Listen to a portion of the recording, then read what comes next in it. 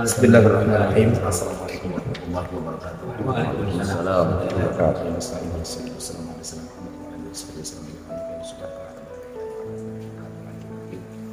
Bismillahirrahmanirrahim. Wa la haula wa la quwwata illa billahil azim. Bismillahirrahmanirrahim.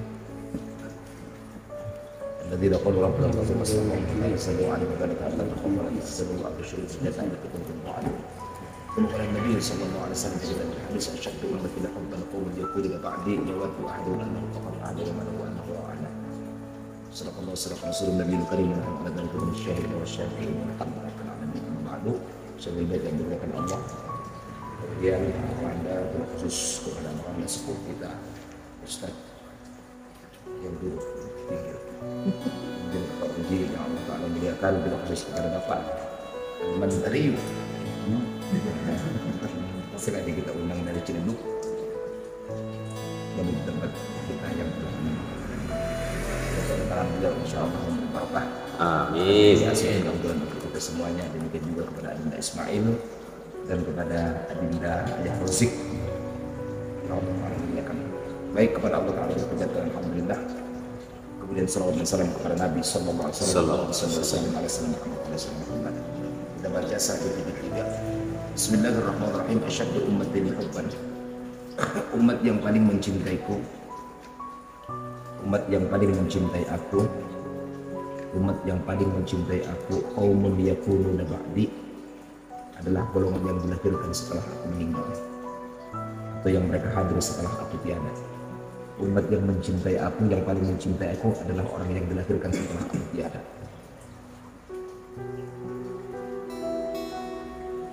Yawaddu ahaduhum annahu faqad ahlahu wa balahu wa anta qura'ana. Saling mencintai di antara mereka.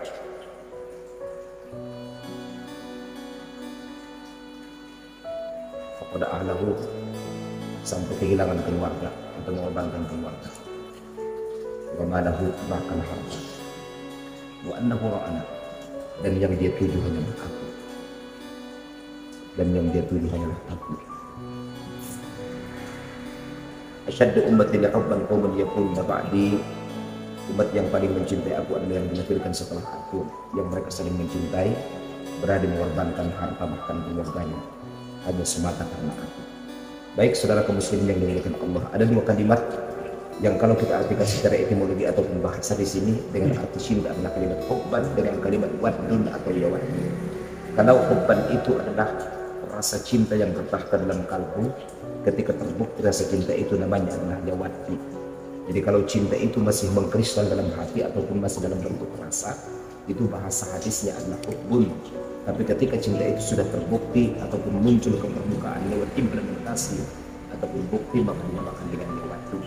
Maka kata Nabi Shallallahu Alaihi Wasallam, jikalau para sahabat yang mencintai dia, maka itu adalah masuk akal dan logik karena mereka menyaksikan bagaimana akhlak Rasulullah Shallallahu Alaihi Wasallam, melihat bagaimana akhlak Nabi yang sangat luar biasa, bagaimana Nabi menegakkan nilai-nilai keislaman, bagaimana Nabi berjuang, dan bagaimana Nabi membuktikan rasa sosial yang sangat luar biasa kepada manusia yang lain. Mereka melihat bagaimana Nabi menata kehidupannya penuh dengan akhlakul karimah, dan itu adalah sangat luar biasa, atau itu sangat biasa sekali lah, karena mereka menyaksikan apa yang telah dilakukan Nabi Shallallahu Alaihi Wasallam. Namun yang menjadi hal yang sangat luar biasa adalah umat-umat yang dilahirkan setelah Rasulullah meninggal dunia, yang mereka tidak menyaksikan bagaimana akhlak Muhammad, tidak melihat bagaimana mukjizat Rasulullah, tidak melihat bagaimana turunnya Al-Quran, namun mereka berani mencintai Nabi Sallallahu Alaihi Wasallam dengan sepenuh hati. Artinya bagaimana? Meskipun mereka tidak melihat Nabi dengan akhlak yang sangat luar biasa, tapi mereka memiliki akhlak yang sangat luar biasa. Kalau para sahabat Nabi, nah masuk akal deh, asal anak ijuran Nabi sudah kejadian Nabi Sallallahu Alaihi Wasallam. Sudah akhlak Nabi, sudah sembahyang Nabi, sudah Nabi berjuang. Bahkan Quran mukjizat mereka saksikan dengan dua bola mata mereka. Tapi umat yang dilahirkan di akhir zaman, kata Nabi Sallallahu Alaihi Wasallam, yang tidak pernah menyaksikan itu dan tidak pernah bertemu denganku, namun mereka berani mempertahankan iman yang sangat luar biasa, maka itulah umat yang paling mencintai aku dan Nabi Sallallahu Alaihi Wasallam. Makanya Abu Yusuf Muhammad Al-Maliki dalam satu buku yang ditulis oleh keluarganya yang berjudul adalah Mutiara Ahlu Baitin Nabi, judulnya, bahwa pernah beliau, salah satu kebiasaan beliau adalah setiap kali bulan Ramadan maka beliau akan berangkat ke Madinah, yaitu berziarah ataupun bermukim di Madinah selama beberapa hari. untuk mengunjungi kakek beliau tercinta itu Rasulullah Sallallahu Alaihi Wasallam. Ketika beliau bermimpi kepada Rasulullah, yang dimana Rasulullah dikerumuni orang-orang yang sangat banyak sekali, berkumpul-kumpul Nabi, berkumpul-kumpul maksudnya manusia, bingung ya salah ahon mau asbar kumpul manusia. Maka kemudian dia datangi di perkumpulan manusia dan dia melihat ternyata di tengah-tengah manusia yang berkumpul ini ada baginda Rasulullah Sallallahu Alaihi Wasallam. Nah, tentang rompunya isigat-sigat dia melakukan sampai mendarat tu Nabi kan. Maka begitu dekat dengan Rasulullah dia bertanya, siapakah ini wahai jaddaku, atau siapakah ini wahai ompungku? Apakah mereka adalah para sahabat-sahabat dulu yang hidup denganmu? Hindani binda, mereka adalah segolongan umat yang dilahirkan pada akhir zaman seperti kamu, dan mereka adalah umatku yang datang dari Indonesia, yang mereka tidak pernah bertemu denganku, tapi mereka sangat mencintai aku Nabi Sallallahu Alaihi Wasallam. Dan itu dituliskan bahwa Rasul mengakui ataupun merekomendasi bagaimana rasa cinta yang sangat luar biasa yang dimiliki oleh orang-orang Indonesia kepada Nabi, yang mereka berani berkorban dengan apapun, biar menggaris bagas, biar berpindah balok, biar maksudnya meninggalkan keluarga, hanya ingin berkunjung ke makam Rasulullah Sallallahu Alaihi Wasallam. Maka itu yang dikatakan Nabi Sallallahu Alaihi Wasallam bahwa umat yang paling mencintai aku adalah umat yang mereka dilahirkan setelah aku, tidak bertemu denganku, tidak melihat mukjizatku, dan tidak menyaksikan bagaimana turunnya Al-Quran, namun mereka berani mencintaiku dengan sepenuh hati, segenap jantung, bahkan mengorbankan keluarga dan harta mereka hanya untuk berharap mendapatkan syafaat kata Rasulullah Sallallahu Alaihi Wasallam. Cuma kalau kita bahas tentang cinta, tentunya ada satu alamat ataupun ada beberapa alamat yang mesti kita ketahui. Apakah alasan cinta yang sesungguhnya? Karena kalau cinta itu sekadar ungkapan, maka namanya bukan cinta, tapi itu adalah sekadar cumparan kata-kata.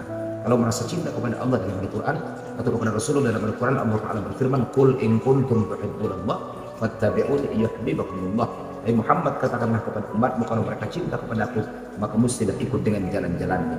Pertanda cinta, kata Imam Al-Ghazali dalam kitab Mukasyaful Qulub, ada 3. Yang pertama adalah ayyakhtara kalamahu kalama habibihi.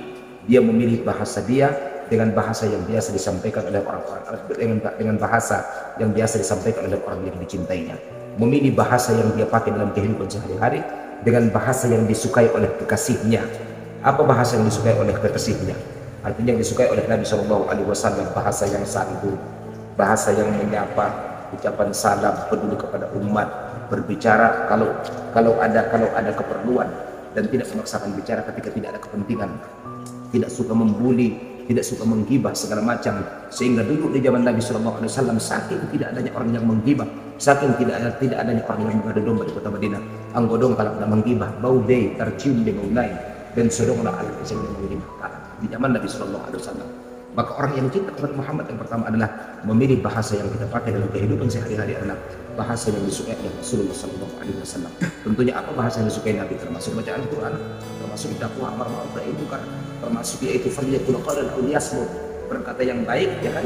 Kalau Anda tidak bisa mengungkapkan sesuatu yang baik, maka hendaklah Anda diam atau mengatakan sesuatu yang manfaat, karena kata Nabi min husnil islamil mar'i tarkuhu ma la ya'nihi. Sebaik-baik seorang muslim adalah meninggalkan apa yang tidak bermanfaat untuknya.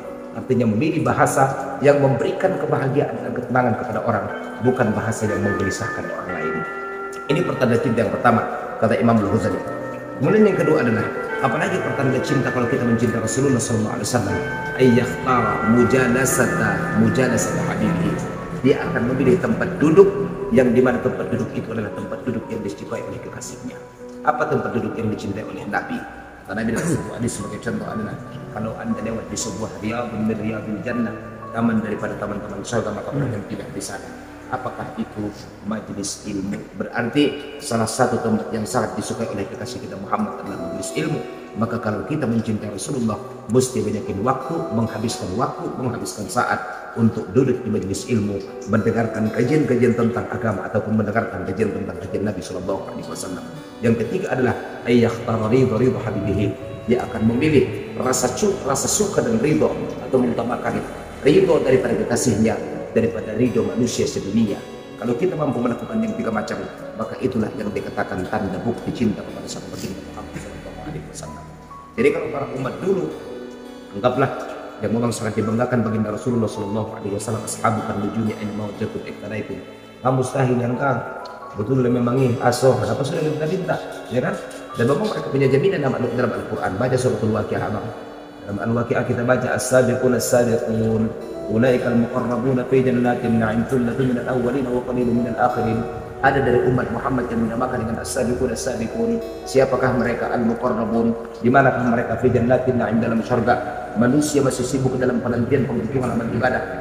Ngapa dibentangkan padang mahsyar? Mahsyar belum dibuka ribuan tahun lamanya. Manusia merasakan kesengsaraan yang sangat luar biasa. Yang pernah nyolong celengan, ya kan? Ban celengannya, cari siapa yang punya celengan dabu, celengan mon. Bukan saatnya mengembalikan barang pada saat itu, saudara muslim. Yang pernah menghibah ataupun membohongi orang akan memanjang lidahnya sambil menguntaikan kata maaf kepada orang yang pernah dia zalimi. Namun bukan saatnya untuk maaf-maafan pada hari itu, karena saatnya adalah hari pembalasan dan hari yang tidak punya perasaan. Sampai Aisyah bertanya kepada Rasulullah, apakah mereka dikumpulkan dalam keadaan telanjang ataukah dalam keadaan berpakaian? Hidupkan Nabi minta khufatan ariyatan. Mereka akan dikumpulkan telanjang kaki tanpa ada sandal dan sepatu, dan mereka tidak akan dituntut oleh syekh yang benar. Di sebelah kita ada namuda, sebelah kita ada bau, semua dalam keadaan telanjang. Namun rasa kepedulian pada saat itu sudah tidak menggetarkan jantung-jantung mereka. Kenapa? Karena yang mereka pikirkan adalah diri mereka adalah nafsi-nafsi, kecuali orang yang mati dalam keadaan husnul khatimah, orang yang meninggal dalam keadaan nafsu mardiyah atau nafsu mutmainnah, maka mereka dapat panggilan khusus dari Allah, ya ayyatuhan nafsul mutmainnah irji'i ila rabbiki radiyatan mardiyah.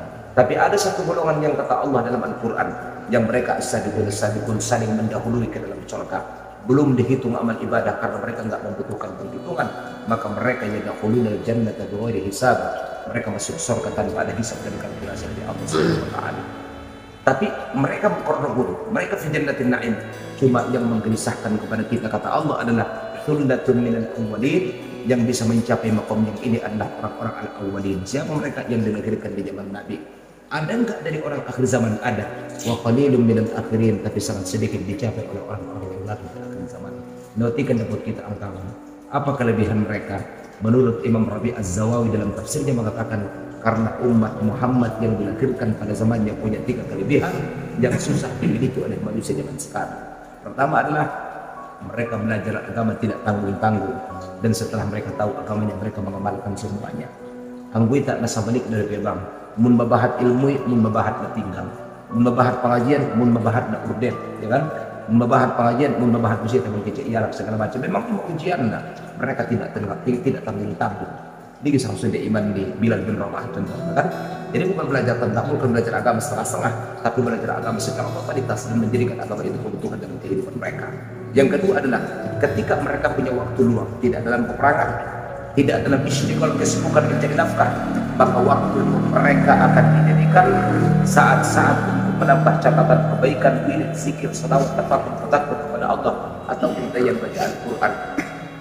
Sang pejabat adong, para sahabat Nabi SAW yang ketika mereka berdiri dari waktu Isya, maka berhenti sholat adalah di saat azan subuh berkumandang, atau setelah mereka sampai sholat subuh baru kemudian istirahat atau dalam penantian qailulah sampai mereka seluar biasa itu. Saudara kaum muslimin, anggota abang bahatan waktu tadapian maksudnya sibuk-sibuk tadapian, kosong waktu piknik, kosong waktu wisata, kosong waktu minimal kita aktif handphone. Tidak ada keseimbangan yang kita berikan kepada Allah Ta'ala. Minimal kalau 1 jam kita menghabiskan tangan untuk main handphone, kenapa tidak setengah jam kita jadikan sebagai waktu untuk salawat kepada Nabi SAW? Keseimbangan yang belum ada. Padahal beliau Nabi kita majuruslah, ittaqullah haitsu kunta, takwa kepada Allah dimanapun anda berada. Nah, bisa minimal wajba sayyi'ah bil hasanah tamhuha. Iringilah setiap kejahatan, iringi setiap kelalaian dan kealfaan dengan sesuatu kebaikan, maka kebaikan itu akan menghapuskan kesalahan dan kekhilafan kealfaan kita. Nah, kan? Imelin Nabi taman kisi-kisina, belen Nabi taman jurusna, saudara kaum muslimin yang dimuliakan Allah. Yang ketiga, apa kelebihan mereka? Setiap hari mereka mencari orang yang membutuhkan bantuan, para sahabat Nabi. Setiap hari mereka mencari orang yang membutuhkan bantuan, mencari orang yang sedih untuk dibahagiakan, mencari orang yang membutuhkan modal untuk diberikan modal, sehingga mereka berani habis-habisan demi untuk membahagiakan orang lain. Ini membuktikan para sahabat Nabi, termasuk ketika para orang muhajirin Mekah pindah ke kota Madinah, maka Ansor, orang-orang Madinah yang punya istri 2, 1 diceraikan, dinikahkan kepada temannya yang datang daripada kota Mekah. Termasuk Salman Al-Faris yang dikenal, beliau bukanlah penduduk asli kota Madinah. Ketika jatuh cinta kepada salah seorang mojang Madinah, maka dia membawa macam belakang Abu Darda, sahabat Nabi yang dua-duanya sahabat yang sangat dekat dengan Nabi, dan mereka adalah Salman, mereka adalah besti. Dia katakan, tolong lamarkan si fulanah untukku karena aku sudah jatuh cinta kepada dia. Maka berangkatlah yang dua ini. Suitaidah abang, ketidaksampean di kemampuan tahun pantas dalai sullatul minal awalin, itu kan Allah Ta'ala kan. Suitaidah di mana titik kelemahan kita dibanding mereka? Kok mereka lebih banyak sih yang menjadi golongan muqarrabin, ya kan? Nah, kemudian setelah berangkat Salman Al-Faris, ketok pintu, assalamualaikum, disambut oleh seorang ayah. Imadani Abu Darda, kedatangan kami ke sini adalah untuk melamar putrimu supaya dinikahkan dengan sahabatku yang bernama Salman Al-Faris. Maka menjawab seorang ibu dari Bani Qur dan dari Bani Satir, kalaulah Salman yang meminang maka kami belum izinkan, tapi kalau Abu Darda yang meminang maka kami akan berikan, dan tidak perlu berpikir panjang-panjang dulu maknanya. Harusnya Salman akan sakit hati. Kenapa? Karena lamarannya ditolak, malah cintanya terurai kepada teman yang seharusnya menjadi mediatornya, ya kan? Andaikan anggota mungkin, berarti terjadi contoh ondok na bayatua udah guna tuala, terjadilah pakar makan tanaman segala macam. Nagoyakan lo di Mansur Esa bangi, oleh bisusunya lah mulai pakar makan tanaman judulnya. Engkau kawan karibku lebih dari saudara dan iya kan? Tapi apa kata Salman Al-Faris? Kalaulah memang cintamu yang diterima dan aku ditolak, bahagiamu adalah bahagiaku, asal dong junang kondong dia saudara. On mabuhasirin naboban lagi mahar niya, ambillah ini jadi mahar dia, dan kemudian besok aku siap menjadi saksi di atas pernikahan. Salman Al-Faris. Gak ada orang sehebat mereka, maka pantas betul Allah Ta'ala berikan sunnatu minal awalin. Betul. Tapi ternyata Rasulullah tidak bangga. Yang Nabi banggakan adalah asyaddu ummati hubban. Umat yang paling mencintai aku adalah yang mereka dilahirkan setelah aku, mereka berani berkorban harta dan anaknya, bahkan harta dengan nyawanya, demi untuk bertemu dengan Nabi sallallahu alaihi wasallam. Onman salah satunya jauh-jauh dari Ciledug, walaupun untuk sambil menyelam menangkap ikan, mengumpulkan epeng aroma ngaji isu penjuman yani, itu termasuk faqada ahlahu wa malahu. Dia mengorbankan keluarga, bahkan mengorbankan pendapatannya demi untuk atau demi membuktikan rasa cinta kepada Nabi sallallahu alaihi wasallam. Nah, karena mereka atau karena kita tidak bertemu dengan baginda Nabi, namun punya rasa cinta yang sangat menggemparkan, maka kata Nabi, asyaddu ummati hubban, mereka lah umat yang paling mencintaiku, bukan umat yang dilahirkan pada zaman Nabi. Alhamdulillah. Syukur kami kaso kita ko nang mga puji na bintay at tinggal mga isina naman. Sa daw magtasar pinto at asyaddun nasi adaban inda Allah yawmal qiyamah. Manusia yang paling diazab pada hari kiamat. Manusia yang paling diazab pada hari kiamat. Alladzina yudahuna bi khalqillah, tukang lukis yang mencontoh ciptaan Allah. Kantong mana nih? Tukang gambar kan? Yang mencontoh ciptaan Allah. Pertama, memahami hadis ini adalah asbabul wurudnya ketika Rasulullah pulang dari sebuah perjalanan, kemudian dia melihat Siti Aisyah punya sarung bantal yang diukir ataupun yang dikirim dari sebuah negeri. Satu pendapat mengatakan negeri ini adalah Mesir, dan fotonya atau gambarnya adalah gambar rialak kakak.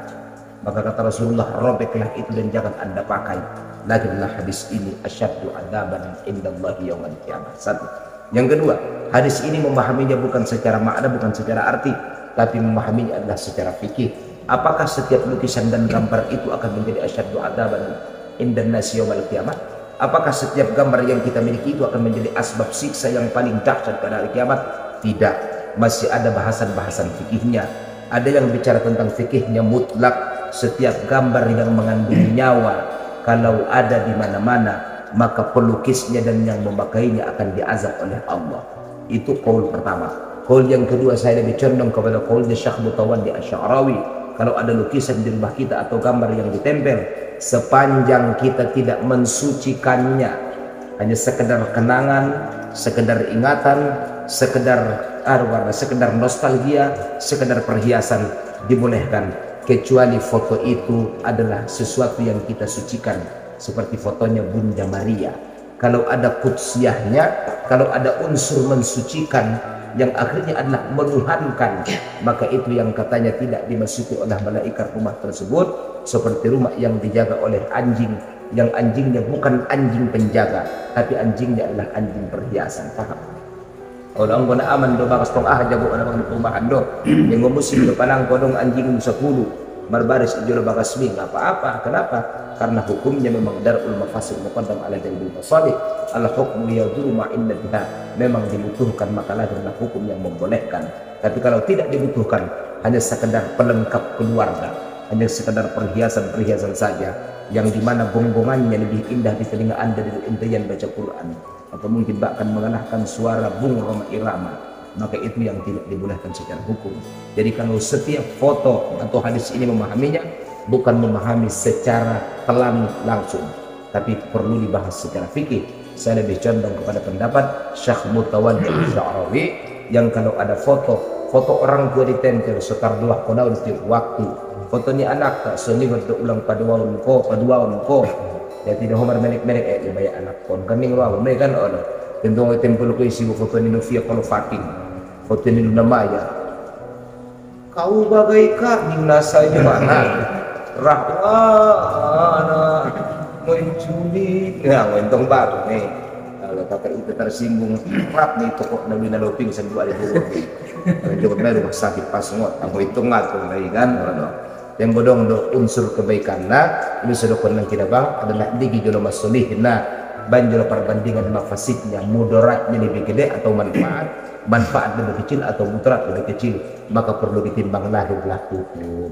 Jadi bukan menelan hadis ini telan mentah-mentah, perlu pembahasan secara fikih di bawah ilmu naiku. 175 aslihu dunyakum, perbaikilah duniamu. Artinya dunia untuk perlu berarti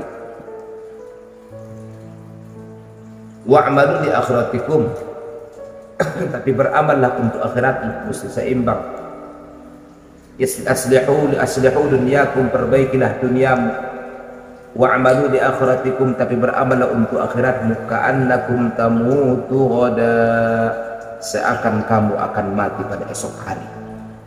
Di hadis asing, ya'mal li dunyaka ka'annaka ta'ishu abada wa'mal li akhiratika ka'annaka tamutu ghada. Beramal untuk dunia seakan kamu hidup untuk selamanya, tapi beramal untuk akhiratmu seakan besok adalah hari kematian.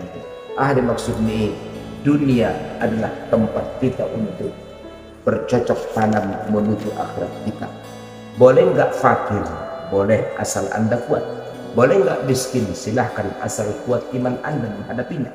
Tapi kalau iman kita tidak kuat menghadapi kefakiran dan kemiskinan, mendinglah berusaha sekeras mungkin dan minta kepada Allah supaya mengkayakan Anda, karena takutnya kemiskinan akan membuat kita semakin jauh dari Allah Ta'ala. Sebab dalam Al-Quran Allah berfirman, kadal fuqara'u ayyakuna kufra, fakir itu sangat dekat kepada kekufuran, kecuali bagi orang yang mampu untuk menyongsong kefakiran dan kemiskinan. Betul? Jadi bagi orang yang belum Allah Ta'ala lancarkan usaha, di setiap usaha yang kita buat atau yang kita buka selalu orang-orang, jangankan makan untung, modal aja ludes semuanya kan, gulung tikar gulung tikir kemana-mana, dan memang susah untuk menemukan tempat yang pas. Bersabarlah Anda dan dengarkanlah apa yang disampaikan Nabi SAW, bahwa thalathatun la yu'tahunna illa liman ahabbahunna. Ada 3 perkara yang bentuknya bungkusnya adalah musibah, namun isinya adalah kristal yang sangat mahal harganya, yang tidak akan diberikan, kata Nabi, kecuali kepada para kekasih-kekasihnya. Anida ana bang cacing don, anida ana bang naboratan don, anida an warna musibah don, tapi isinya serena godang don binta. Lam yu'tahunna, tidak akan diberikan yang 3 ini kecuali kepada orang yang benar-benar Allah Ta'ala cintai. Siapa dia? Apa dia yang 3? Yang pertama, al-faqr. Ketika hamba diuji dengan fakir dan miskin, maka bukan hinaan dari Allah, tapi bahasa cinta dari Allah. Buktinya para kekasih Allah yang kaya cuma Nabi Sulaiman. Yang kedua, al-marad, penyakit. Ketika diuji dengan penyakit, bukan Allah menghina Anda atau meremehkan Anda, menyakiti Anda, tapi Allah pengen mengkikis dosa kita supaya satu ketika saat meninggalkan dunia, maka kita dalam keadaan bersih, tidak membawa dosa. Maka banyak Nabi yang sakit, sebagai salah satu contoh adalah Nabi Ayub alaihissalam. Yang ketiga adalah as-sabru 'alal musibah. Allah pikulkan cobaan dan ujian kepada kita, namun Anda sabar. Apa yang dinamakan sabar? tarkus syakwa ala kulli balwa, Anda tidak mengadu dan mengeluh terhadap ujian yang Anda hadapi, maka fakir, penyakit, musibah ini adalah bahasa cinta dari Allah yang sulit untuk diterjemahkan oleh orang-orang yang tidak memahaminya. Maka bagi yang belum lancar, yakin Anda sedang diberikan surat cinta dari Allah. Ketika Anda dikayakan, belum tentu Anda mendapatkan surat cinta dari Allah. Yang sedang diuji dengan penyakit, yakin itu surat cinta dari Allah. Ketika Anda disehatkan, mungkin surat cinta Allah tidak diberikan lagi kepada kita. Ketika kita diuji dengan musibah yang lain, yakin Anda mendapatkan surat cinta dari Allah. Atau sedang dibaiat menjadi kekasih Allah, ketika musibah itu Allah Ta'ala angkat, bisa saja Allah sedang melupakan kita. Makanya sahabat Nabi kalau mereka nggak sakit, mereka gelisah. Gelisah dari bangi oleh itu Nabi minta asuh nomor penyakit dan surat. Kalau rumah mereka tidak dikunjungi oleh tamu selama 3 hari, mereka gelisah. Kenapa? Karena berarti tidak ada janjian keampunan datangnya tamu rumah kita, berarti tanda datangnya nikmat dan keampunan dari Allah. Mereka gelisah. Anggota dor bebahat tamu diri gelisah. Ini sumber balik-balik. Benar kan? Ini perbedaan dari sahabat Nabi sallallahu alaihi wasallam. Lanjut 176. Isna'il ma'rufa ila man huwa ahlu.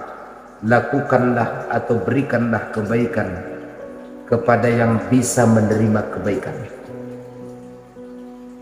Lakukan kebaikan kepada yang bisa menerima kebaikan.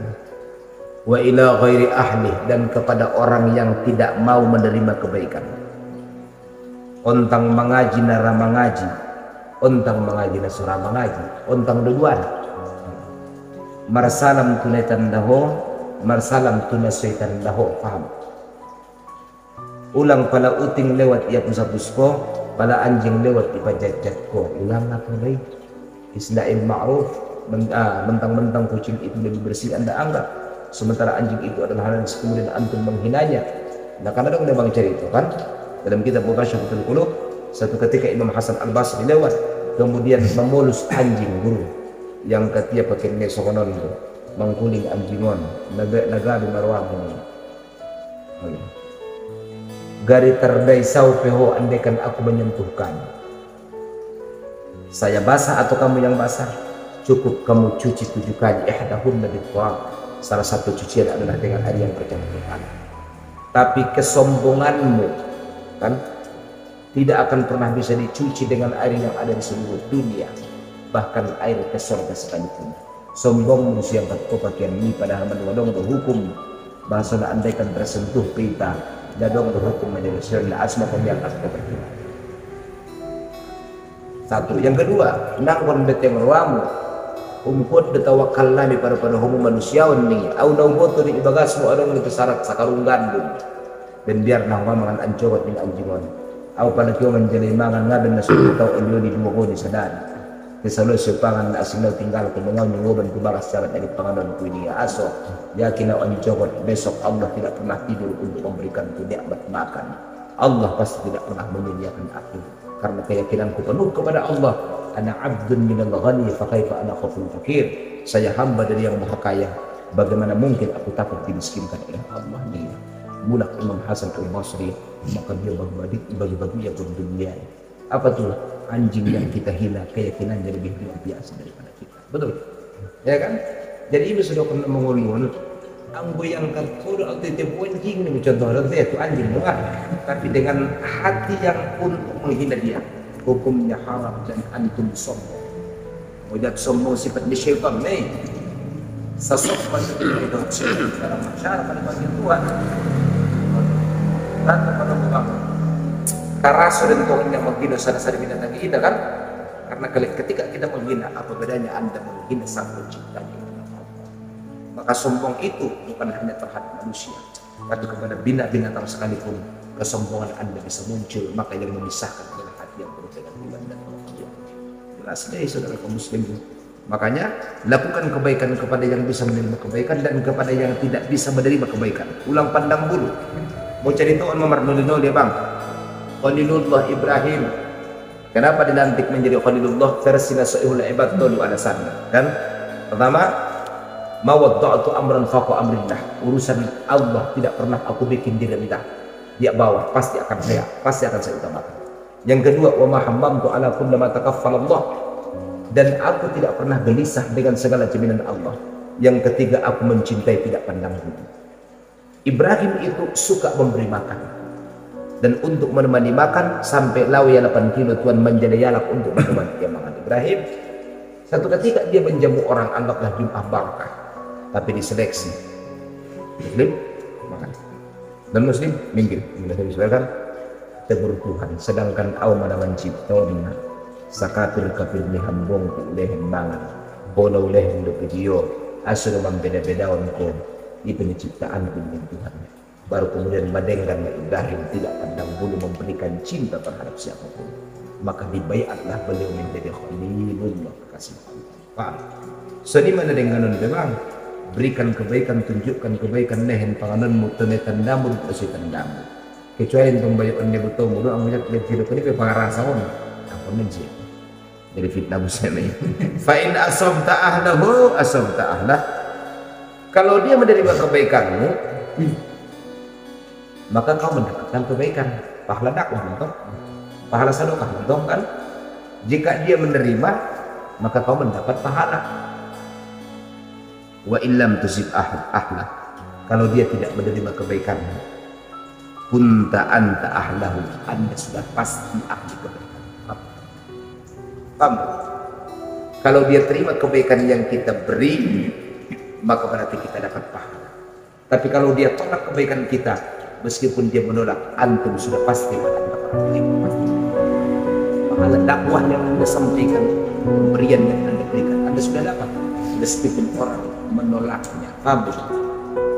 Sama itu ani dewan pun yang ani sudah aku sampai menolak sudah nampak baik masih berusaha tinggal tunggu iso kan akhirnya menunggu kan kan sampai dengan dia apalagi udah kuah berdepan menerima dia kebaikan kan, dan bahkan kebaikan itu akan menjadikan orang menjadi baik.